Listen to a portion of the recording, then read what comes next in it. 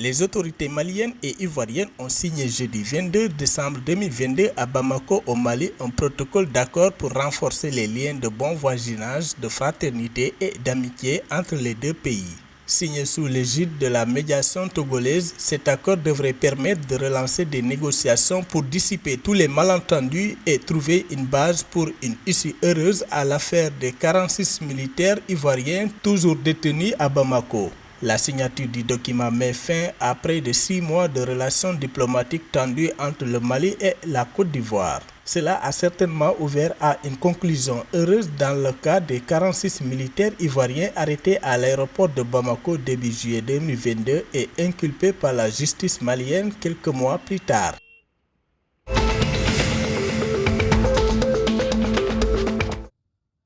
Au Bénin, la campagne électorale pour le compte des législatives du 8 janvier 2023 a été officiellement lancée vendredi 23 décembre 2023 et prendra fin le 6 janvier 2023. Les partis qui étaient déjà présents plus tôt dans la campagne ont désormais le mandat d'activer les ordres de vote. Durant les 15 jours de campagne, le FCBE, IP Le Renouveau, le Bloc républicain, l'IDBN, Moël Bénin, le MPL et les démocrates se sont rendus dans différentes régions du pays. Objectif, rencontrer des gens de la base pour présenter leur vision politique. En soulignant cette phase importante du processus électoral, le président du Sénat a invité tous les parties prenantes à agir pacifiquement. Selon Saka Lafia, l'essentiel est d'avoir un parti électoral auquel tout le monde contribue.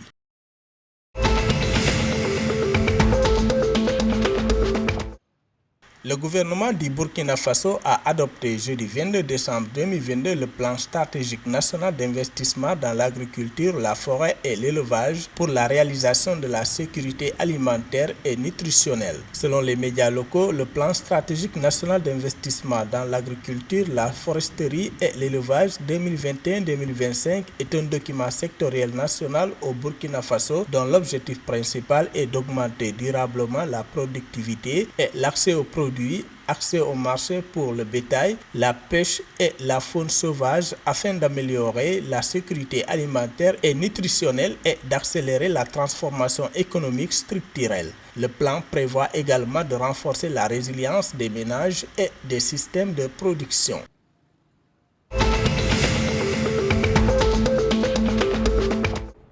L'Assemblée nationale du Togo a adopté jeudi 22 décembre 2022 le projet de budget pour 2023 présenté par le gouvernement. Le texte de loi présente un solde de ressources et des dépenses de 1,957 milliards de francs CFA, soit 4,4% de plus qu'en 2022. Selon l'Assemblée nationale, le nouveau budget de l'État alloue 49,3% des dépenses au département social. Cela représente une augmentation de 19,6% par rapport au budget de 12 mois précédents. Selon les médias du pays, les priorités de l'équipe gouvernementale pour 2023 incluent l'agriculture, l'économie numérique et les infrastructures.